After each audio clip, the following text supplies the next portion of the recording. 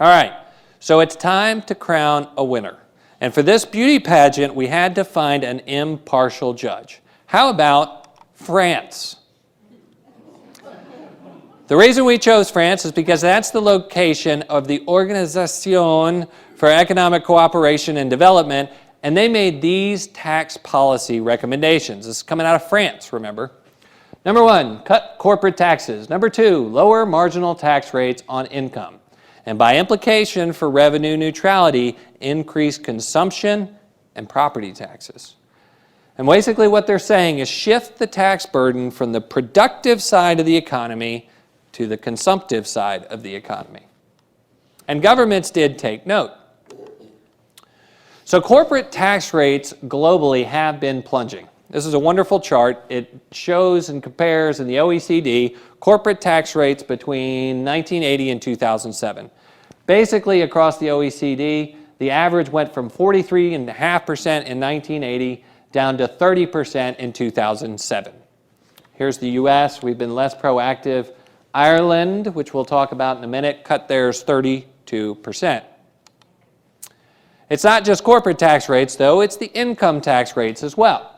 And so globally, if you look at the top personal income tax rates are falling. In fact, between 1980 and 2007, they fell from an average of about 68% down to 45%.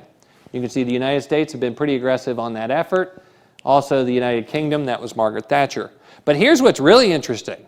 The ones who have really absorbed the supply side playbook used to be communists. And so if you look across Eastern Europe, Russia, Georgia, Albania, Bulgaria, some of the Stans, the Ukraine, Estonia, they all have flat taxes. So all of these countries are flat tax jurisdictions. The first country with a flat tax, Hong Kong, in the 70s. They've had a pretty good growth rate. All right, Patrick, this is for you. I'm picking on him because he's from Ireland. So here's my premise, and you can refute it. In the 60s and 70s and 80s, basically Ireland, which has always sort of been kind of a welfare state, was liquidating population. It was having a hard time growing. It was basically last in Europe. In 1980, income tax collection equaled $1.2 billion. In the 90s, they went on an agenda where they slashed their tax rate. Specifically, let's look at the corporate tax rate. As I said, it went from about 50% to about 12.5%. Not only the lowest in Europe, the lowest on the globe. By 1997, income tax collections equaled 5 times what they had in 1980. Here's what's most remarkable. On a per capita GDP basis, Ireland entered the 90s dead last in Europe. In 1994, they were first. They went from last to first, surpassing Germany in a decade and a half. Pretty amazing. So is this true or untrue? Thank you. Thank you. All right, so tax policy does work. So what we'll do, just to put a point on this, is to compare supply side and demand side economies in a study done by the Hudson Institute. So as you can see on the supply side, between 79 and 95, tax rates fell 61% to 34%.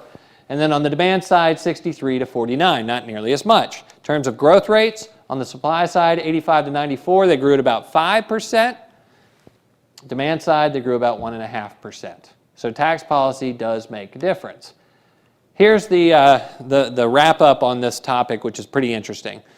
If you want to have influence over the economy and stimulate growth, which is going to be necessary for us to grow out of the hole we're in, we got to cut corporate taxes, we got to cut household taxes. To offset that, the areas of the tax structure that have the least amount of influence over economic growth equal the VAT, sales tax, right? We're the only country in the OECD that doesn't have a VAT. Taxes on specific goods and services like cigarettes and stuff. You can jack those up all day long. People smoke.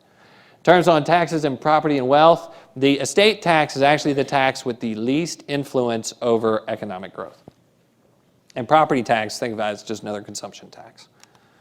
All right, so now let's write a policy prescription for the United States of America.